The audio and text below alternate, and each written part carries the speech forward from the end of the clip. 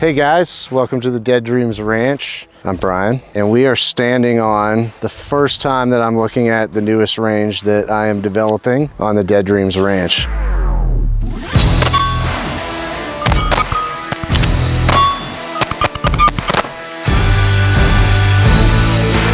My vision for developing the whole ranch, like I've said the backyard thing, but like a lot of my inspiration comes from Ridgecrest, California, an area that we'd go up to train at. So for this range is gonna be more of that, like get 5 dudes on a line, like do the rogue tower with the rope climb, so we can kind of train for like a tactical games type environment, but do more of that sanitized, static range stuff, but then pepper that in with a little bit of movement. So like on one end, I want like a pistol only course. So it'll be pistol, barricade, multiple targets, fixed. Then maybe there's, a car. So like put the targets inside the car, and then have maybe another car. So I'm working from shooting from a car barricade. We're gonna have at least 2 dedicated lanes with a rogue rack. So if you wanted to do various CrossFit style or tactical game style workouts, you can. This is a Glock. It's a Glock 17. I love this gun because it's like the Traeger of fucking pistols, right? Like I could be an asshole chef, dude. As long as I can get the meat onto the Traeger and not get too drunk to take it off, like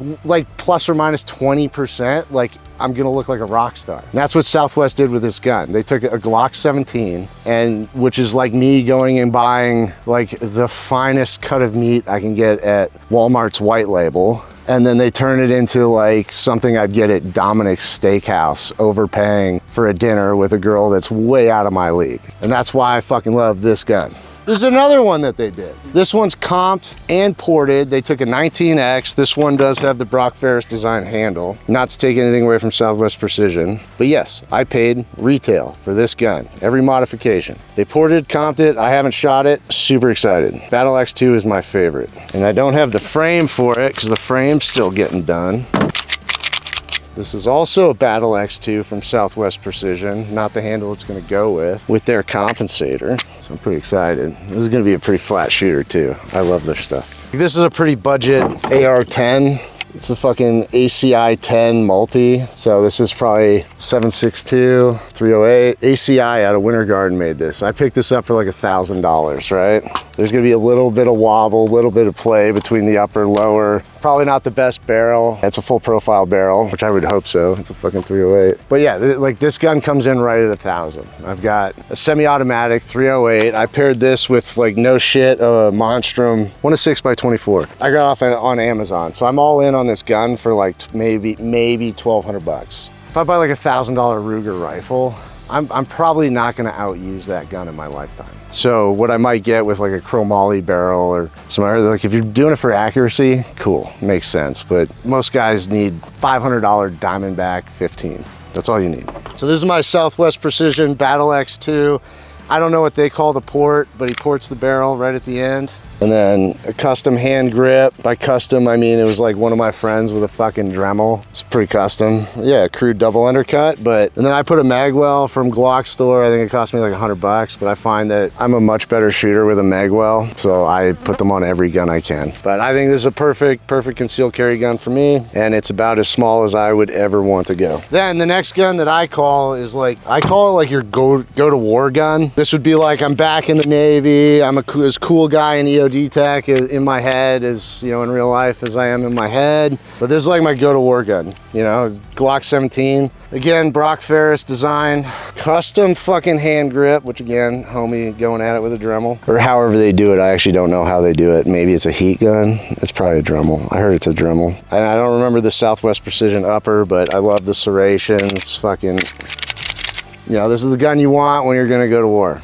If we're talking ranges combat, it's like, all right, this is that like my self-defense pistol, like I'm gonna engage you between like 1 to 5 or 7 yards, right? Like that's my idea for this gun. It's gonna be quick, close, defend myself, get to safety. I think I've told you guys, like for us, your standard was inside of 50 yards, I think we say, but really it's like if I'm dealing with a threat and my primary goes down, I transition to my secondary inside of 50. So that would be this pistol, is that like inside of 50. So the next gun I would want would be that inside of 100 as a primary. Like I would still plan to carry a secondary if I could, but if it was the only gun I had, I'd be pretty happy with that, is the Kuna.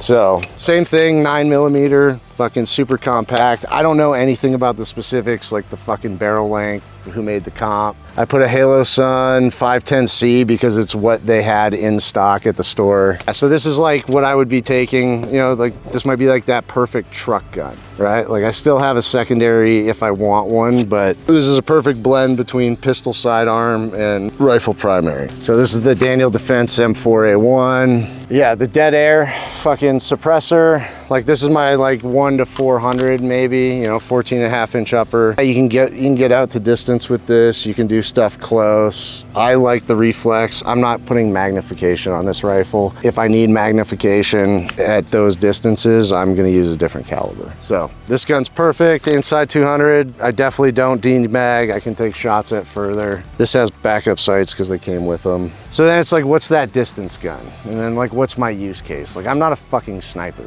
right? Like, so like, I think a bolt gun's great. Everybody should have a bolt gun, hunting, whatever, you know, or whatever, bigger caliber. So the next caliber would be 308, and that's why I brought the AR-10.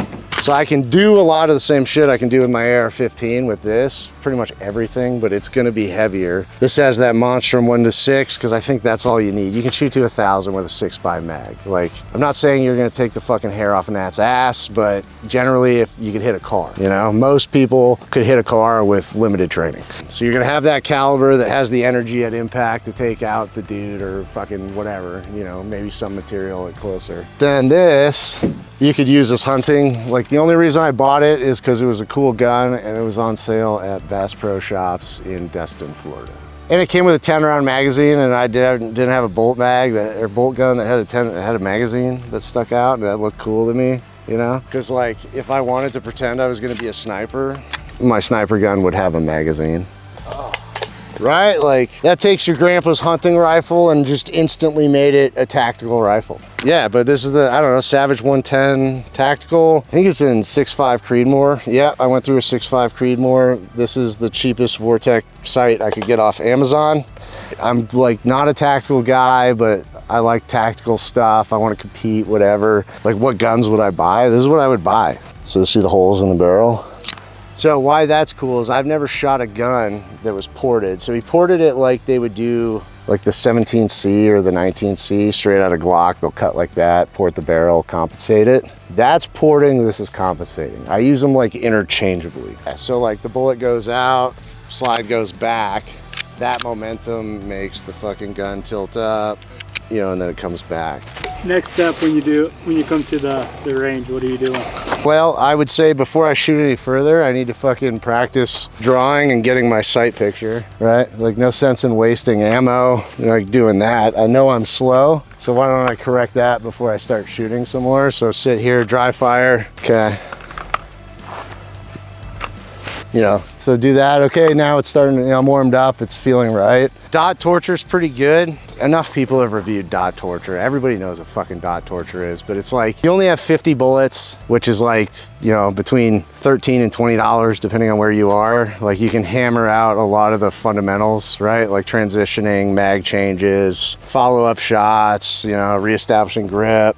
But once I find all those things, I'm gonna run through my shit pretty quick. Like I'm hitting my target, shit feels good. I'm not gonna focus on perfect sight picture because it's not applicable to me right now. So everything's gonna be that acceptable shoot steel, which all the steel we have is USP, SA, A or A and C zone. So if we're hitting, you know, we know we're making acceptable hits if we get that feedback. Now I wanna shoot that gun and then we'll shoot the pink gun.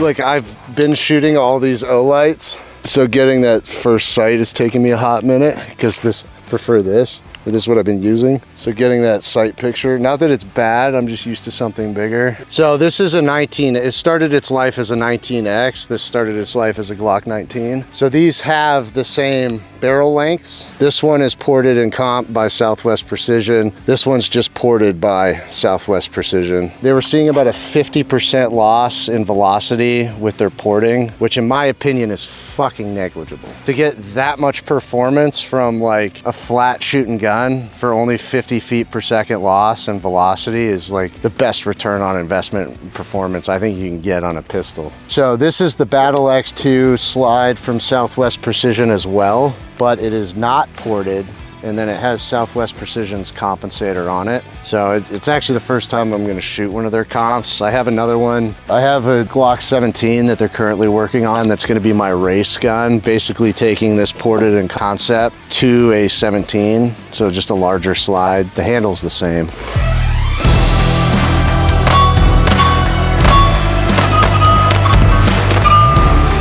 Nothing I'm saying is based on like data. I haven't seen a chart. I don't know anything like that. Below average IQ would tell me that the further back on the barrel that I can start venting up, right? So compensating for the action of the slide reciprocating is better. Now, I would surmise that there is, you know, it's graded on a bell, right? So like there's an optimal distance back to where it stops being beneficial and then becomes negligible or even harmful. Maybe. I mean, it looks like right behind half is where they chose to port this. Without, I don't know, just purely perception, like this shoots way flatter. Obviously it's a different compensator, but like I know I pick ported.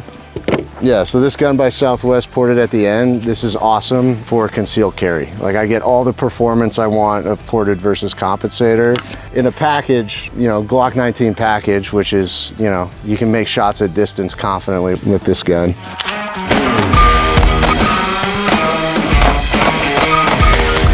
When I come shooting, I don't want you to feel like, you know, it's the supermarket, you pulled your ticket, you wait for your number to get called, you get served, and then you go back in queue. You know, when I shoot with somebody, it's like I'm literally inviting you over to my house. So it's like, this isn't client, whatever the terms are for it, teacher, student, client, fucking guy. So this is just big enough to be able to do all the things you want in a sanitized enough environment that, like, this is what most people are used to. And you can do a lot with it.